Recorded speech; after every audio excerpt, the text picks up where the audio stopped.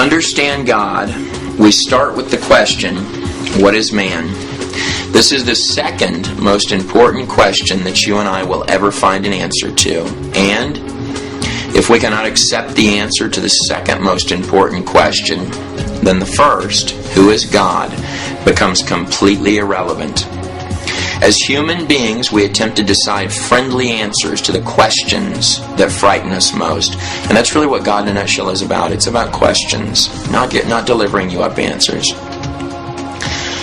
As human beings, we attempt to decide friendly answers to the questions that frighten us most. We develop all of the supporting evidence that is minimally required to get the outcomes that we like best. Basically, we are willing to lie to ourselves. We are willing to embrace whatever story we like best at the expense of the truth. And in the world in which we live, mankind has decided to believe a very dangerous story, that there is no God. This is the prerequisite for the struggles that you see now and the darkness that is assuredly yet to come. Right now, even in the place that you sit to read this page, there are at least two different forms of energy. One you can see and another you cannot. The first is physical energy. Physical energy is the construct of everything destined to fade, to everything called temporal. It is finite and can be measured and calculated by our primitive technologies and limited understandings of physics, biology, and mathematics. That's what science is. The physical world, from the cells in your skin, from the little bitty cells in your skin, to the stars in the heavens above, are all very intricate organizations of building blocks. They are. The further in that we look, the more a single cell looks like a living, breathing factory. Let me keep going. For a program to exist, there must be a programmer. Anybody that uses computers knows that, right? Something simply does not come from nothing. There's no magic wand. What I'm telling you is this. You're living in a very complex material and biological program. It is a program that had a beginning, and indeed, also shall it have an end.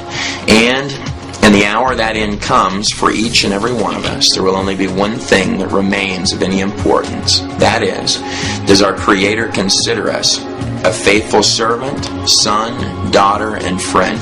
Just a side note on the physical energy thing. We all get textbooks when we were kids, right? About from 3rd to 5th grade, and and on up. But these science textbooks would, I would just look at it, and the evolution part was the only part of the entire book that seemed like it just didn't have. Here's an example. You watch the History Channel and they'll show you these wonderful models about how the world, the universe is made, and they'll talk about dark matter. And for their model to work, they need 99.99999% of something called dark matter that they can't find. So what they're basically telling you in every situation is, we don't know how this works, man. But, see, a little bit of fairy dust, so you shake it together. It looks complex to me. I'm not trying to sell you either way, but okay. Here's the next thing. Spiritual energy. What is spiritual energy? Spiritual energy is what you cannot see, touch, taste, hear, feel, or smell. Right? So the five senses. It is not something magical. It is simply the place from which this place, the physical, came from. I like that line. Thus, trying to understand the makeup of spiritual realm, spiritual energy, eternity, or God Himself is like asking us our knowledge of infinity when we really don't understand yesterday. More than that, it's like a man with a 1950s television antenna attempting to receive satellite cable. The channels are out there, lots of them, more crystal clear, precise, amazing, unending, and unimaginable. They are everywhere. In fact, there are layers of them right between your fingers as you reach out into empty space. But it is the limitations of the equipment, the human body, which stands in the way. However, although as mankind we do not know much, there are a few things we do know. Both energies, physical and spiritual, contain momentum, speed, and direction, which may well be the single determining factor in the physical manifestation of future outcomes and past results. This is created solely in the moment of exchange, the now. The point to which we are currently bound to a location in space, physical, and spirit, eternal, in the confines of a limited yet functional biological examination unit, the human body. We are designed with 5 recordable sensing devices through which we are able to experience this small world within a closed universe. But inside of us, inside of these limited, short-term and extremely fragile bodies is something very special. Something very, very special. It is something that nothing else has. Something that other things you can't see are jealous of.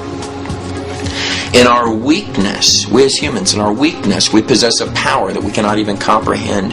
There is an ability you were born with that, if enacted with sincere perseverance, is much larger than this place, its rules, and the horrible things we can't see that are trapped here with us. We'll get to that. Your human body is a wondrous piece of biological hardware through which your currently bound soul can connect with the Maker himself. What I am saying is this: you were designed to know God. You were designed to co-author eternity. You were designed to import the power of your Maker, your Creator, your Father into this dark place. But to understand that, you must first understand this: you are not your flesh. You are not your toes, or your ears, or your eyes, or even your brain. All of these are just parts that work for a time and are destined to fail. So, when you talk about the human body, you are really just talking about the current packaging of a life that will last forever. If you are connected to the Father, the Creator, the Source, then indeed, when this life ends, not only will you be exactly who you were, but you will find that you have been upgraded. Yet before I make you feel all warm and fuzzy inside, let me assure you, there are significant and very powerful forces working to prevent all of that. Forces you will hear me explain in later letters with names such as the Voice, the local service provider, the dark network, negative energy, ex-angels, the rebellion, and the system of shadows. Believe me when I tell you that there are those who have made grand investments to ensure that when your flesh fails, you will not be going to a good place. Where they wish to take you is somewhere that you will be afraid. You will be very, very afraid. There are reasons why they want to do this to you, but my explanation of their reasons is less important than your understanding of the way out. Okay, so that's part 1 of a 3-part letter. So there should be another couple of links on there that will, somewhere on your screen, that will take you to where you want to go to hear part 2. Sorry to make you get up off your couch or wherever you're sitting on. Also, I am the author of Thieves, One Dirty TV Pastor and the Man Who Robbed Him.